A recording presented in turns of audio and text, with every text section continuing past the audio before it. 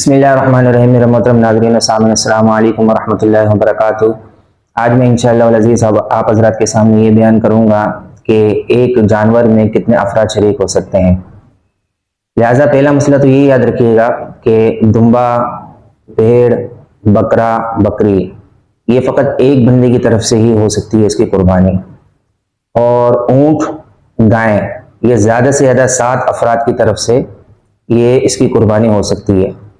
سرکار دو عالم صلی اللہ تعالیٰ علیہ وآلہ وسلم نے ارشاد فرمایا، یہ ابو داؤد شریف کی روایت ہے کہ اونٹ 7 بندوں کی طرف سے اور گائیں 7 بندوں کی طرف سے کفایت کر سکتا ہے.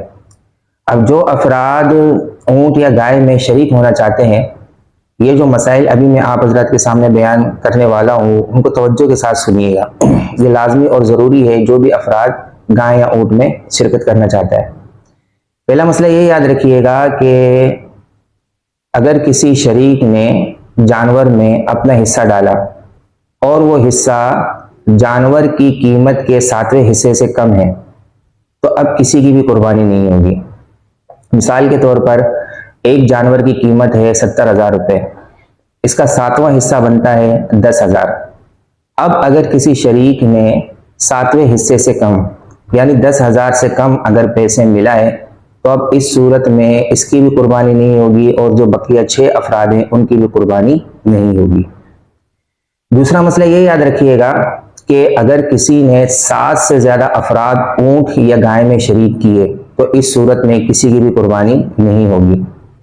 اگلا مسئلہ یہ یاد رکھیے گا کہ اگر کسی نے شرکاء میں سے کوئی ایک کافر ہے معاذ اللہ یا معاذ اللہ مرتد ہے.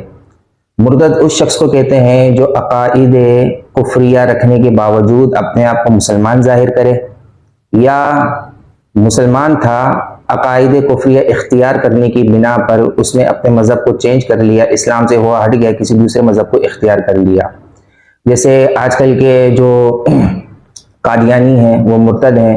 لہٰذا اس بات کا بھی لحاظ رکھیے گا کہ شرکاء میں سے کوئی ایک کافر یا مرتد نہ ہو. اگر شرکاء میں سے کوئی ایک کافر یا مرتد ہوگا تو اس صورت میں بھی کسی کی قربانی نہیں ہوگی. اگلا مسئلہ یہ بھی یاد رکھیے گا کہ شرکاء کی نیت، سارے شرکاء کی نیت قربانی کرنے کی ہو. اگر کسی ایک شریک کی نیت فقط گوشت حاصل کرنے کی ہو تو اس صورت میں کسی کی بھی قربانی نہیں ہوگی. مثال کے طور پر ایک شخص زید، اس نے قربانی کے لیے بکرا خریدا. اب دوسرے افراد نے اس کو یہ کہا کہ ہم گائے لے کر آئے ہیں تو آپ بھی اس میں شریک ہو جائیں. تو زید یہ کہتا ہے کہ قربانی کے لیے تو میں جانور لے کر آ گیا ہوں، لیکن چلو مزید گوشت حاصل کرنے کے لیے میں آپ لوگ میں بھی حصہ ڈال لیتا ہوں. چنانچہ اب وہ اس صورت میں اگر وہ حصہ ڈالتا ہے تو اس کی قربانی کی نیت نہیں ہے، اس کی نیت فقط گوشت حاصل کرنے کی ہے. لہٰذا قربانی کی نیت کے نہ ہونے کی بنا پر کسی کی بھی قربانی نہیں ہوگی. لہٰذا جو افراد قربانی میں شریک ہونا چاہتا ہے تو اس کی نیت کو بھی جانچ لیں، اس کی نیت کو بھی معلوم کر لیں کہ اس کی نیت کیا ہے. اگر نیت قربانی کی ہے تو اس کو آپ شامل کریں، اور اگر کسی کی نیت قربانی کی نہیں ہے تو آپ اس کو شامل نہ کریں تاکہ دوسرے کی قربانی ضائع نہ ہو. اگلا مسئلہ یہ بھی یاد رکھیے گا کہ اگر شرکاء میں سے کسی کی نیت، مثال کے طور پر 6 افراد کی نیت پچھلے سال کی قربانی کرنے کی ہے اور ایک شریک کی نیت اس سال قربانی کرنے کی ہے، تو اس سال جس نے نیت کی ہے کہ میں اس سال کی قربانی کی نیت کرتا ہوں اس کی قربانی درست ہو جائے گی. باقی جو 6 افراد ہیں ان کی نیت یہ لغو باطل ہو جائے گی. اب یہ کریں گے کیا؟ اب ان کے لیے حکم یہ ہے کہ سارا کا سارا گوشت یہ صدقہ کر دیں گے، اپنے پاس بالکل بھی نہیں رکھیں گے. اب جن کی نیت لغو ہو گئی ہے ان کی طرف سے یہ قربانی نفل ہوئی ہے، واجب نہیں ہوئی ہے. اب واجب کی ادائیگی ان کے اوپر لازم اور ضروری ہے. اگر وہ مالک نصاب ہیں، وہ صاحب نصاب ہیں، اب ان کے اوپر لازمی ہے کہ اگر قربانی کے ایام چل رہے ہیں کہ دوسرا جانور لے کر آئے یا کسی دوسرے مقام پر حصہ ڈالے تو حصہ ڈالتے وقت وہ یہی نیت کرے کہ میں اس سال کی قربانی کی نیت کر رہا ہوں. یہ لازمی اور ضروری ہے.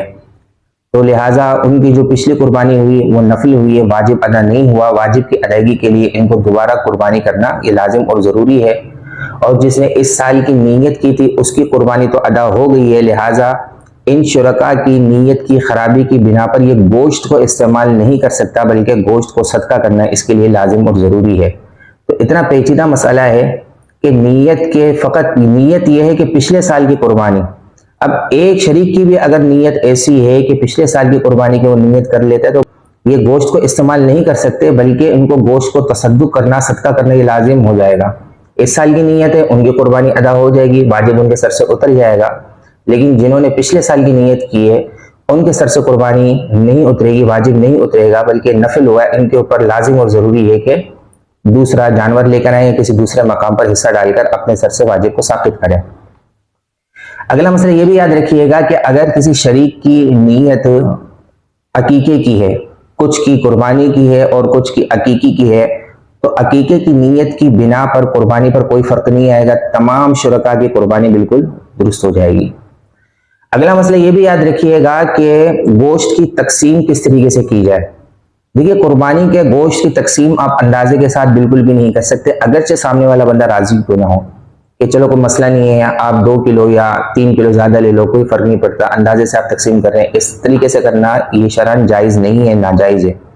بلکہ شرعی اعتبار سے یہ واجب ہے کہ تول کر وزن کر کے اس کو تقسیم کیا جائے، تمام افراد میں برابر برابر شریک یہ وزن ہو اور تمام افراد کو برابر برابر یہ گوشت ملے.